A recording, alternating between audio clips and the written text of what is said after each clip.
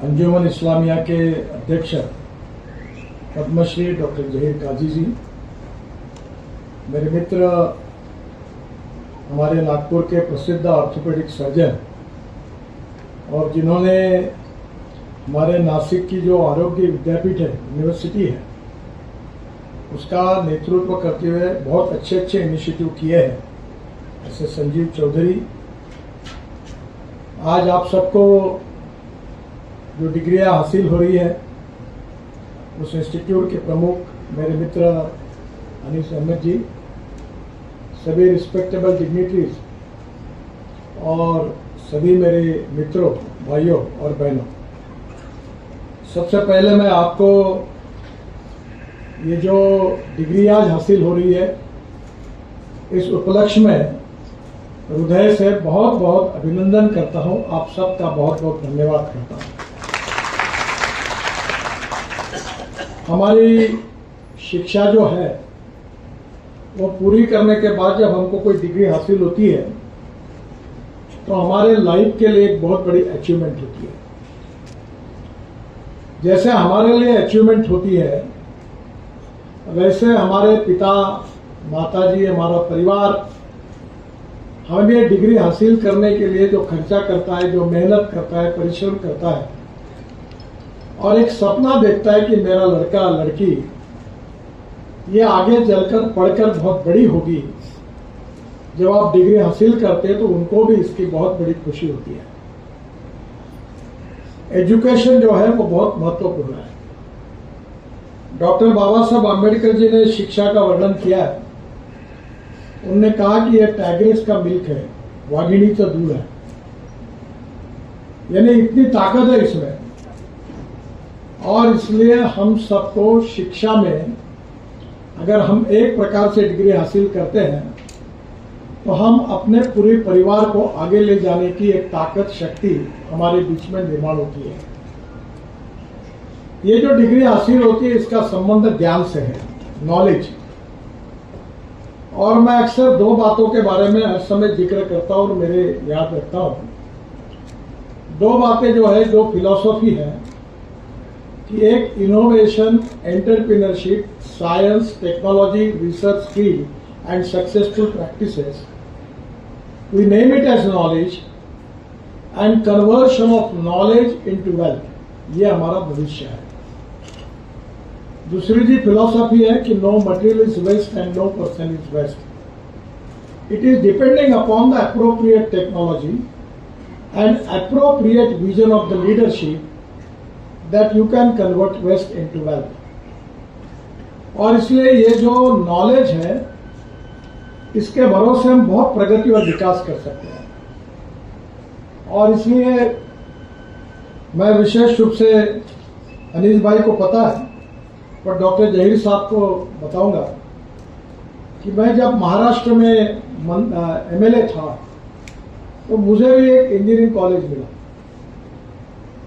और मुझे मिला हुआ इंजीनियरिंग कॉलेज मैंने नागपुर के अंजुमन इस्लाम को दिया। तो मुझे पूछा कि इनको क्यों दिया, तो मैंने कहा हमारे समाज में सबसे ज्यादा आवश्यकता की है शिक्षा की, तो मुस्लिम समाज में है। दुर्भाग्यवश यह है कि पांच ही धंधे समाज में लोकप्रिय हुए: चाय की टपरी, पान ठेला, कबाड़ी का दुकान, ट्रक ड्राइवर और क्लीनर। पर हमारे समाज में से अगर इंजीनियर, डॉक्टर, वकील, IAS, IPS ऑफिसर बनेंगे तो ही समाज का विकास होगा। और इसलिए हम मस्जिद में एक बार नहीं 100 बार नमाज पढ़े, पर विज्ञान और तंत्र विज्ञान को अगर हम आत्मसात नहीं करेंगे तो हमारा भविष्य क्या होगा। आज डॉक्टर अब्दुल कलाम साहब जब न्यूक्लियर साइंटिस्ट बने और उन्होंने ऐसा काम किया कि आज डॉक्टर कलाम साहब का नाम हमारे देश में नहीं, विश्व में सबके पास पहुंचा है। और इसलिए मैं एक बात पर विश्वास रखता हूं कि कोई भी व्यक्ति उसकी जात, पंथ, धर्म, भाषा और सेक्स से बड़ा नहीं होता, उसके गुणों से बड़ा होता है। और इसलिए हम जात, पंथ, धर्म, भाषा और सेक्स के आधार पर किसी को डिस्क्रिमिनेट नहीं करें। मैं तो राजनीति में हूं, यहां तो बहुत बातें चलती है। तो मैंने कहा नहीं, जो मैं मेरे हिसाब से चलूंगा, जिसको देना वोट देगा, नहीं देगा वो नहीं देगा। बहुत जाति वाले लोग मुझे मिलने के लिए आते हैं, मैंने उनको सबको मिलकर 50,000 लोगों में कह दिया, जो करेगा जात की बात उसको कस के मारूंगा लात। तो मुझे मेरे मित्रों ने कहा कि ये कहकर तुमने बड़ा नुकसान किया है, जो होगा सो होगा, अगर चुनाव जीतता नहीं तो आदमी मरता थोड़ी है, मंत्री नहीं हुआ। पर मैं अपने उसूलों के साथ इस पर कायम रहूंगा और व्यक्तिगत जीवन में उसका आचरण करूंगा। आज मुझे खुशी है कि अंजुमन इस्लाम से हजारों लड़के लड़कियां इंजीनियर बने। अगर ये मौका उनको नहीं मिलता तो नहीं बनता, और इसलिए शिक्षा बहुत महत्वपूर्ण है। और शिक्षा से केवल आपके परिवार की और आपकी प्रगति और विकास नहीं होगा, तो शिक्षा से समाज का और देश का विकास होगा। नॉलेज ये पावर है, और ये जो पावर है ये आत्मसात करना अलग अलग क्षेत्र में आपका बहुत महत्वपूर्ण मिशन है। मैं इंजीनियर नहीं हूं, बहुत लोगों की गलतफहमी है कि मैं इंजीनियर हूं, क्योंकि मेरे नाम पर 7 वर्ल्ड रिकॉर्ड हुए। अब मुझे 12वीं डिलीट मिली है, 12 डॉक्टरेट मिली है, और वो डॉक्टरेट मैं उतना विद्वान नहीं हूं, अभी तक मैं डॉक्टर नाम नहीं रहा, क्योंकि मेरी कहानी ऐसी हुई कि प्रोफेशनल कॉलेज में 50% के ऊपर मार्क्स चाहिए, तो 75 में इमरजेंसी लग गई, और इमरजेंसी के खिलाफ मैं 11वीं में था तो काम करना मैंने शुरू किया, मेरा करियर खराब हो गया। तो मुझे इंजीनियरिंग के एडमिशन के लिए मैं डिस्क्वालीफाई हुआ, अप्लाई करने के लिए डिस्क्वालीफाई हुआ। तो मैंने कहा जो व्यक्ति एडमिशन के लिए डिस्क्वालीफाई होगा, how we can become a doctor. तो मैं कोई डॉक्टर लगाता नहीं, पर एक बात जरूर है, जो मुझे डिग्री और डॉक्टरेट मिली है वो 6 एग्रीकल्चर साइंस में मिली है। हूँ मैं कॉमर्स ग्रेजुएट और MBA। रिकॉर्ड मेरे हुए इंजीनियरिंग में, सिविल इंजीनियरिंग में, और डिग्रियां मिली कृषि विज्ञान में। मैं ज्यादातर मेरा समय किसानों में काम करता हूं, क्योंकि हमारे यहाँ विदर्भ में 10,000 से ज्यादा किसानों ने आत्महत्या की है, और मैं ये मानता हूं कि इसको हम इस समस्या को कैसे सुलझे, बहुत कठिन है सुलझाना। और इसलिए पिछले अनेक सालों से इन समस्याओं का अध्ययन करते हुए हमारे कृषि और ग्रामीण क्षेत्र की तस्वीर कैसे बदलेगी, इसके लिए मैं काम करने की कोशिश कर रहा हूं। और इसलिए मेरा विश्वास है कि आज आपको जब ये डिग्री हासिल होगी तो मैं आपको मित्र के रूप में एक संदेश दूंगा कि नौकरी मांगने वाले नहीं, नौकरी देने वाले बनो। मैं भी हमारे कम्युनिटी में जो भी उठता था बैंक में नौकरी करता था या टीचर बनता था। तो मेरे जो बहनें थे, एक न्यूक्लियर साइंटिस्ट थे, बाबा एटॉमिक से बहुत बड़े पोस्ट पर थे, और दूसरे नेपा पेपर मिल के मैनेजिंग डायरेक्टर थे। दोनों मेरी स्टूडेंट थे, पटोदा हाई स्कूल से फर्स्ट मेरिट आए थे। तो स्वाभाविक रूप से मेरी बहनें मुझे बोलती थी तेरा ध्यान ही नहीं, तू अध्ययन ही नहीं करता। तो मैंने उनको पूछा अध्ययन करके क्या करो? बोले बैंक में सर्विस करो। तो बैंक में क्लर्क बनो। तो उन्होंने कहा आप बैंक में सर्विस करो। फिर जब बैंक की सर्विस निकल गई, मैं लॉ हो गया, तो बोले प्रैक्टिस करो, बोर्ड लगाओ। मैंने नहीं लगाया, तो मुझे बड़ी नाराज होती। आज मैं काम करता हूं तो मेरे पास 5 चार्टर अकाउंटेंट, 350 इंजीनियर और 3 कंपनी सेक्रेटरी काम करते हैं। अब तो कोई जरूरत नहीं, तो मैंने व्यवसाय छोड़ दिया, मेरे बच्चे देखते हैं। तो पहली बात डिग्री का और सक्सेस का संबंध कितना है आप जरा समझिए। Knowledge with entrepreneurship is very important. उद्यमशीलता एंटरप्रेन्योरशिप इज वेरी इंपॉर्टेंट।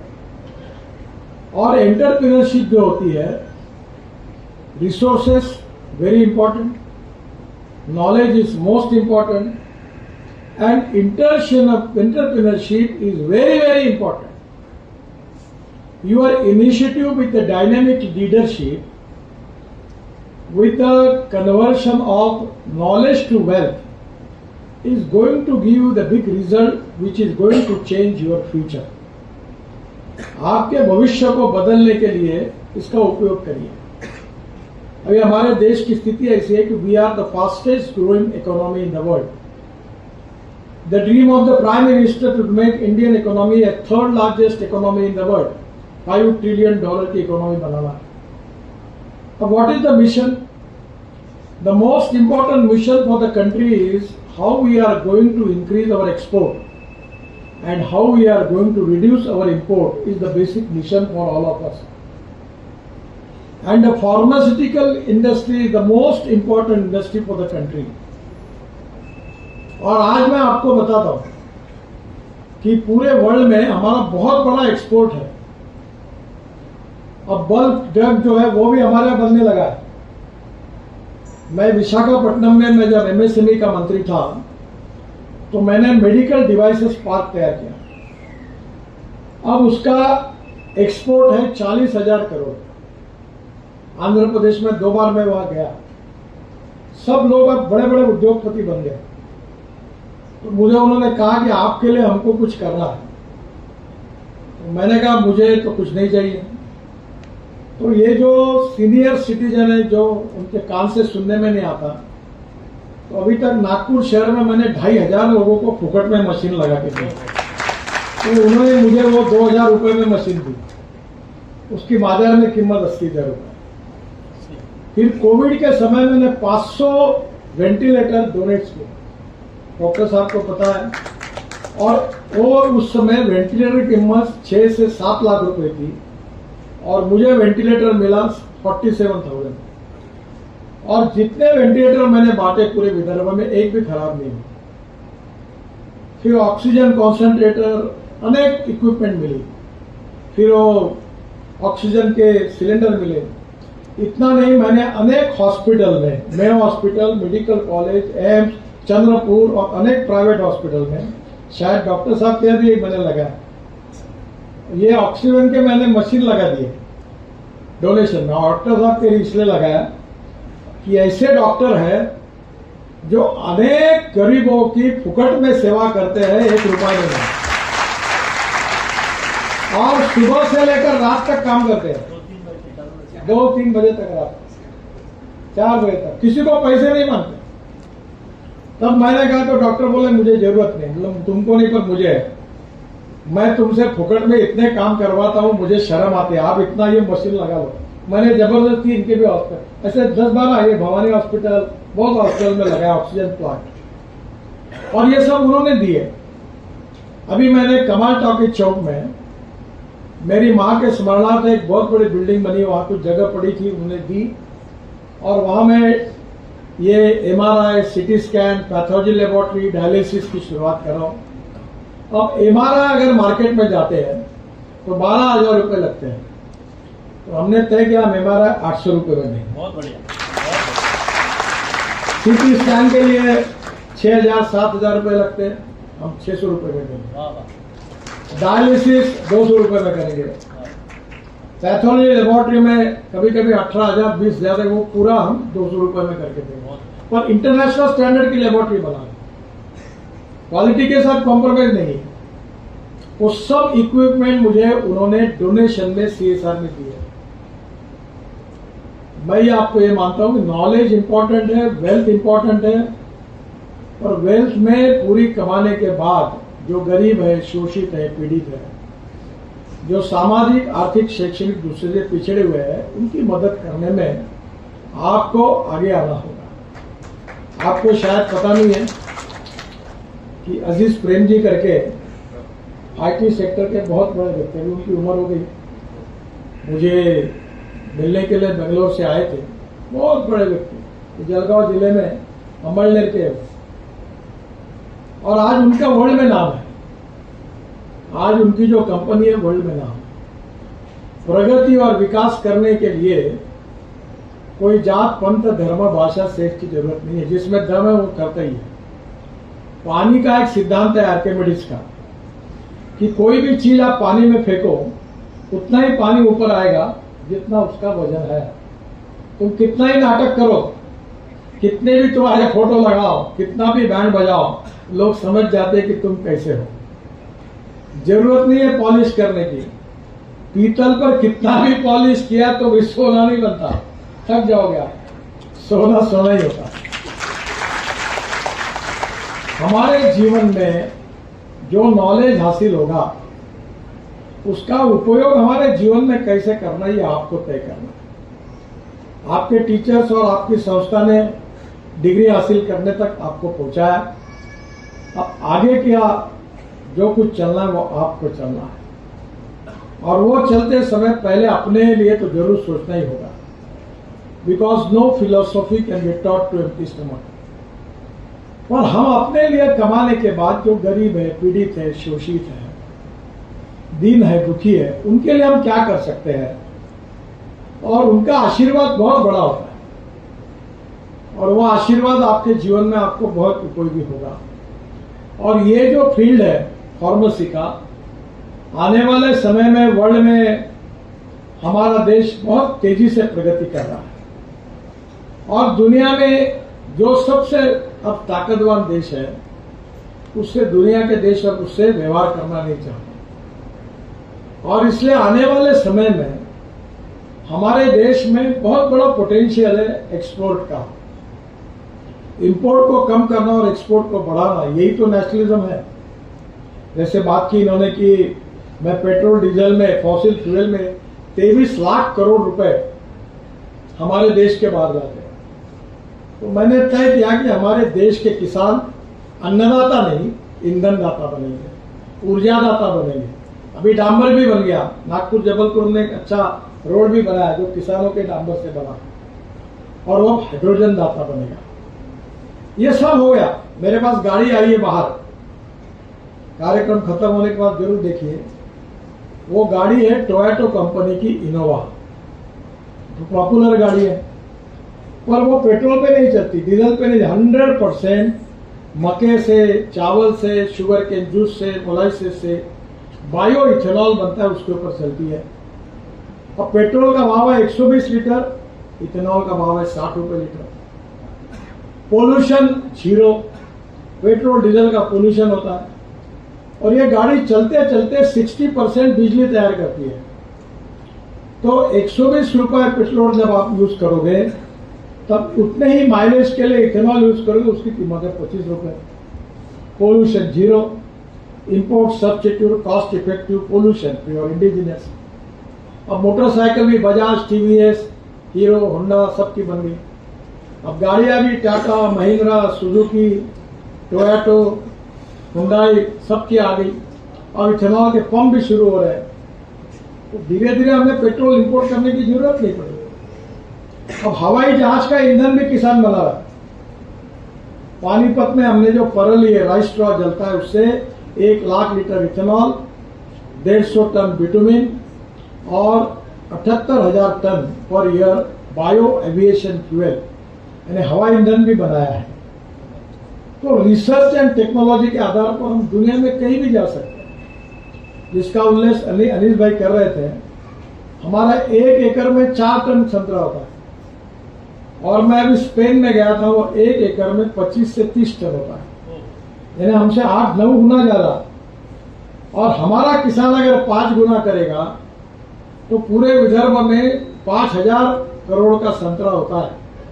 अगर हमने टेक्नोलॉजी उनको दी और ये 30,000 करोड़ रुपए का होगा, तो हमारे विदर्भ के किसान आत्महत्या क्यों करेंगे? हमने मदर डेयरी लाइया, अभी कल उद्घाटन है। हम धारा का तेल यहाँ शुरू कर रहे हैं। हमारे यहाँ 30 लाख लीटर दूध किसानों से नागपुर विदर्भ से लेंगे। हमारे किसान को दूध का उत्पादन मिलेगा, वो आत्महत्या क्यों करेगा? और इसलिए आने वाले समय में किसकी डिमांड है, कहाँ हम इंपोर्ट कर रहे हैं, क्या हम कर सकते हैं, इसमें हमको जाना होगा। मैं आपको प्रार्थना करूंगा कि फार्मास्यूटिकल में विशेष रूप से इंजेक्शंस हो, टैबलेट हो, कैप्सूल्स हो, इक्विपमेंट हो, इसमें ह्यूज पोटेंशियल है। और इतना ही नहीं कि इतना बड़ा पोटेंशियल है कि 2 दिन पहले मेरे पास हैदराबाद के भारत बायोटेक के मालिक आए, तो मैं उनसे बात कर रहा था। वो जो अपना कोविड का वैक्सीन उन्होंने बनाया, तो उन्होंने मुझे कहा कि मैं बड़ौदा के एग्रीकल्चर कॉलेज का विद्यार्थी हूँ। तो मैंने कहा तुम्हारा फार्मेसी से क्या संबंध है? मैं बोले मैंने बायोटेक लेबोरेटरी खोली, बहुत बड़ी हैदराबाद में हो गई। अब देखो उन्होंने वो जो हमारा वैक्सीन है कोविड के ऊपर, वो उन्होंने बनाया, अब दुनिया में एक्सपोर्ट कर रहे हैं, 25,000 करोड़ की कंपनी बनी। और इसलिए रिसर्च के साथ आप आपकी विजन को ब्रॉड करके नए नए प्रयोगों के साथ अगर काम करोगे तो आर्थिक दृष्टि से भी आपके जीवन में आप बहुत यशस्वी होंगे। नॉलेज आपको हासिल करना है, जीवन भर करते रहना चाहिए, और पैसा भी मिलता है और नॉलेज भी है, तो समाज के लिए और गरीब की याद बाकी जरूर दिल में रखना। और ये 3 बातें अगर याद रखोगे तो समाज की जो प्रगति और विकास है उसके मापदंड के आधार पर समाज के लोग भी आपसे प्रेम करेंगे, आपकी इज्जत करेंगे, आपकी सम्मान करेंगे, और उसी को जीवन की सफलता कहा जाएगा। मैं आज के इस कार्यक्रम के निमित्त फार्मेसी के स्टूडेंट्स को ये आह्वान करता हूँ कि नागपुर में हम फार्मास्यूटिकल इंडस्ट्रीज बहुत बड़े प्रमाण पर ला रहे हैं। बहुत अच्छा। और हमारा प्रयास है, अभी मिहान में बहुत बड़ी बड़ी कंपनी, उसमें एक कंपनी है फार्मासी, यूपी नहीं था, हाँ यूपी, वो मेरे पास मालिक आए थे, बहुत बड़ा एक्सपोर्ट कर रहे, एक्सपांशन कर रहे हैं, और उनको हजारों बीफॉर्म एमफॉर्म ग्रेजुएट्स की जरूरत है। और इसलिए आने वाले समय में आईटी इंडस्ट्री में अभी हमने 90,000 लड़कों को बिहार में रोजगार दिया। और मेरा प्रयास है कि किसी भी हालत में हम लोग आने वाले 3 साल पूरे करेंगे तो हमारी संख्या 1.5 लाख के ऊपर जाएगी। अभी हमने एडवांटेज विदर्भ किया था, गढ़चिरौली में और नागपुर विदर्भ में 7.5 लाख करोड़ की इंडस्ट्री आ रही है। हमारे वर्ल्ड में सबसे लो आयरन और की अच्छी क्वालिटी अगर कही है तो वो गढ़चिरौली में 65 ग्रेड का लोहा है। सज्जन जिंदल जो थे देश के बड़े उद्योगपति, उस दिन आए थे, मुझे बता रहे थे आपको पता नहीं, बोले यहाँ का लोहा कितना अच्छा है। वो 3.5 लाख करोड़ की इन्वेस्टमेंट कर रहे हैं। और इसलिए हमारा विदर्भ का विकास हो और आपके जैसे युवाओं को रोजगार मिले, हमारी गरीबी दूर हो, हम अच्छी तरह से सस्टेनेबल डेवलपमेंट होकर हमारे जीवन को जी सके, इस प्रकार के लिए हम सबको उस दिशा में विजन लेकर काम कर रहा है। मैं अक्सर एक बात दोहराता हूं कि you can donate eye but you can not donate vision. Lack of appropriate vision is a big problem. तो let us fix about your future, और आपकी विजन क्या है वो निश्चित करो और उसके पीछे ताकत और शक्ति के साथ उसके पीछे लगो, और जीवन में प्रगति और विकास की ओर जाकर आप नौकरी देने वाले नहीं, नौकरी मांगने वाले नहीं, नौकरी देने वाले बनकर हमारे विदर्भ में वेल्थ क्रिएट करने में आप आगे आइए। जो उद्योग व्यवसाय करता है वो केवल नफा नहीं कमाता, he is not only wealth creator, he is a employment creator. और अब हमें जरूरत है एम्प्लॉयमेंट क्रिएटर्स की, जो हमारे समाज के लाखों युवाओं को रोजगार देंगे।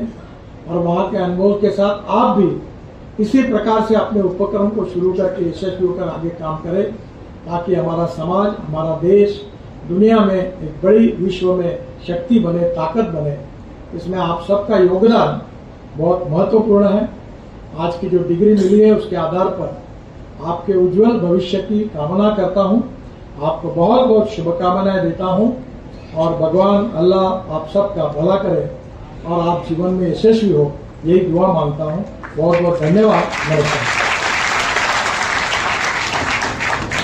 हम बना है उसके बारे में कह देते हैं। तो मैंने उनसे कहा कि गडकरी साहब के जो फुटप्रिंट्स हैं, जो काम हैं, वो सिर्फ नागपुर या महाराष्ट्र तक सीमित नहीं है। अगर आप तिब्बत के बॉर्डर तक, लेह लद्दाख से लेकर मनाली, हिमाचल प्रदेश के शिमला, मंडी, जो दूर दराज के इलाके हैं, अगर वहां भी जाएंगे तो उनके जो ये निशान है, इनके काम के निशान है, वो आपको वहां भी देखने को मिलेगा। गडकरी साहब सिर्फ आपके नेता नहीं है, जिस तरह से इन्होंने काम किया है अब ये पूरे हिंदुस्तान के हैं और इसका श्रेय आपको जाता है, नागपुर के लोगों को जाता है। आप सौभाग्यशाली हैं, इस तरह के लीडर आपको मिले, हिंदुस्तान को मिले।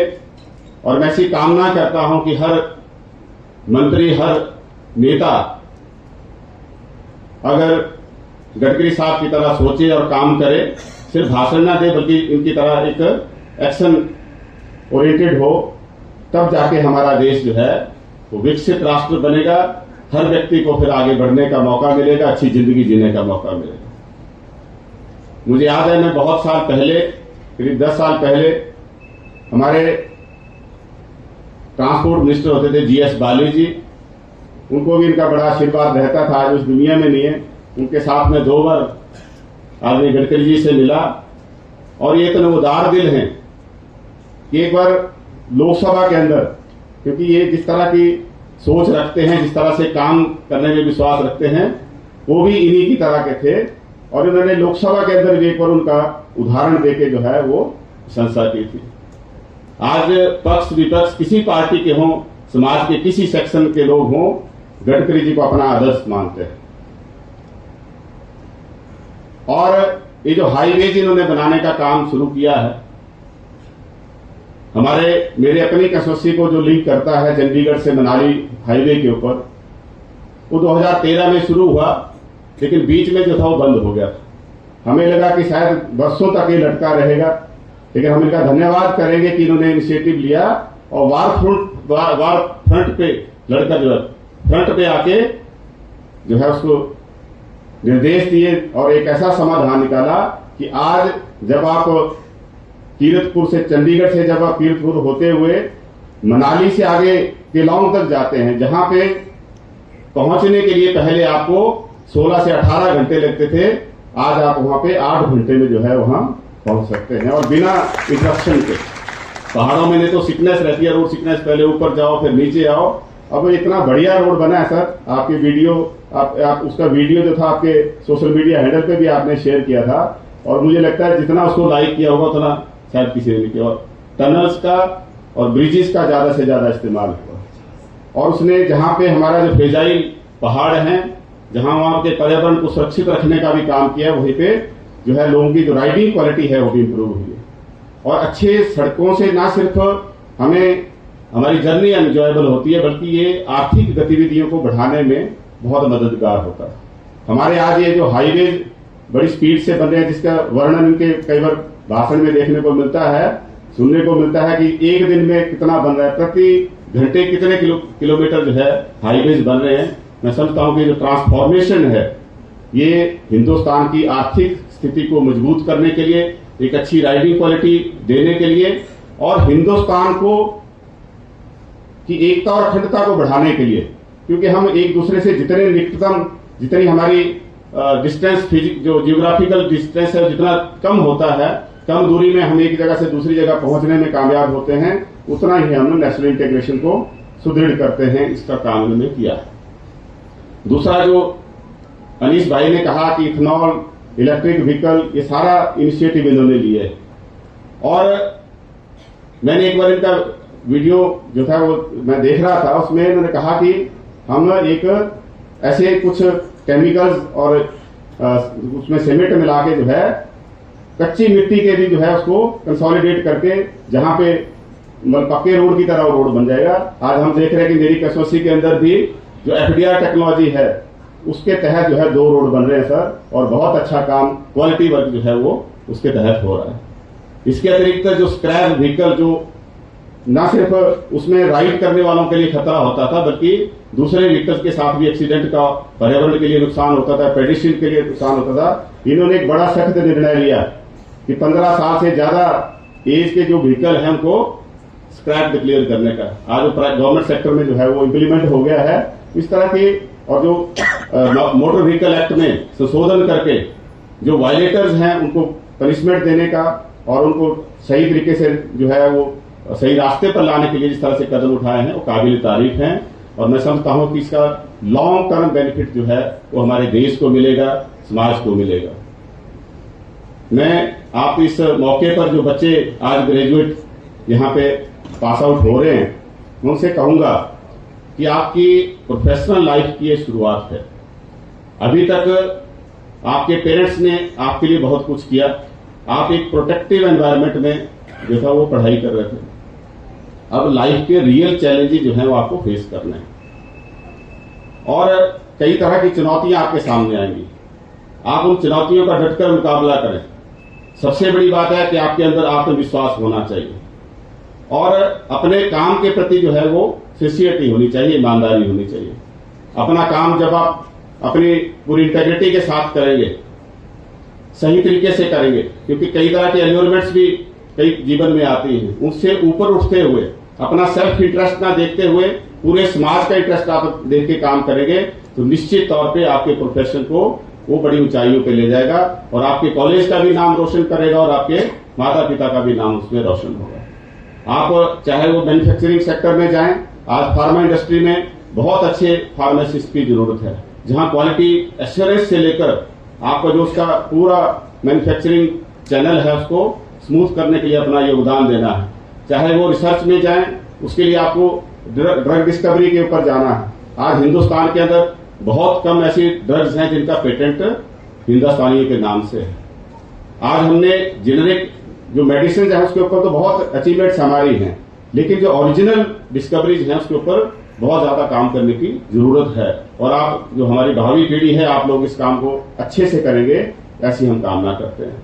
आप अगर गवर्नमेंट सेक्टर में जाएं, हायर एजुकेशन में जाएं या फिर अपना कोई एंटरप्राइज स्टार्ट करें, उसके लिए आप सबको शुभकामनाएं देता हूं। मैं इस अवसर पर आपके टीचर्स का भी धन्यवाद करूंगा जिन्होंने बड़ा मेहनत करके आपकी लाइफ को ट्रांसफॉर्म करने का जो अपना बहुत बड़ा योगदान दिया है। और आखिर में मैं फिर धन्यवाद करूंगा अनीस अहमद जी का और आप सबको मैं बधाई देते हुए आपके शुभ जहां उज्जवल भविष्य की कामना करता हूं, वहीं पर दोबारा से मैं आदरणीय श्री नितिन गडकरी जी का और सभी डैश पे जितने बैठे डिग्निटरीज हैं उनका धन्यवाद करता हूं कि मुझे आपके बीच में यहाँ शामिल होने का मौका दिया और इनका आशीर्वाद गडकरी साहब का आप सबको भी मिले, हम सबको भी मिले और हिंदुस्तान यूं ही तरक्की के। सर क्या कार्यक्रम था आज का? आज हमारे फार्मेसी का जो कॉलेज है उन बच्चों को जो पहला बैच पढ़ के निकला तो वो उनको आज डिग्री देने का काम यहाँ पर हुआ है और मुझे पूरा यकीन है कि वो यहाँ 4 साल उन्होंने डिप्लोमा करने के बाद डिग्री करने का काम किया है। तो ये बच्चे का भविष्य यहाँ पर एक नया भविष्य आएगा। अब हमारे मिहान में फार्मास्यूटिकल कंपनीज बहुत सारे आने वाली है तो हमें बहुत उम्मीद है कि ये हमारे जो फार्मेसी के बच्चे जो जिन्हें डिग्री मिली है उन्हें नागपुर में ही रोज़गार मिलेगा और वो और आगे बढ़ेंगे और वो कंपनी के माध्यम से देश के लिए अच्छा काम करेंगे और देश को और आगे लेके जाएंगे। तो आज फार्मेसी के अंदर में कोविड आने के बाद में फार्मेसी का जो इम्पोर्टेंस बढ़ा है, नर्सिंग का जो इम्पोर्टेंस बढ़ा है, वो शायद पहले कभी नहीं बढ़ा था, इतना इम्पोर्टेंस आज बढ़ा हुआ है। और फार्मेसी की फील्ड में और नर्सिंग की फील्ड में लोग उसको मानते हैं और लोग ज़्यादा से ज़्यादा फार्मेसी करना चाहते हैं। कितने बच्चों को डिग्री दी गई है? आज लगभग 60 बच्चों को हमने यहाँ डिग्री देने का काम किया है और लगभग आज तक सेंट्रल इंडिया ने 10,000 बच्चों को पढ़ाने का काम किया है।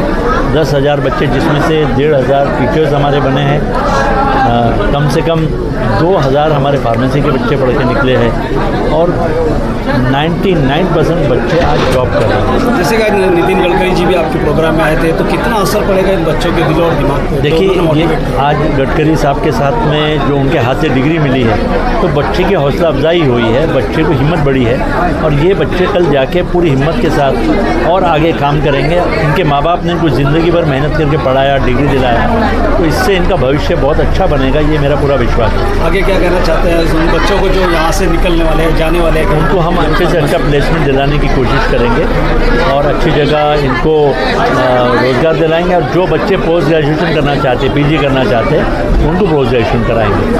Thank you.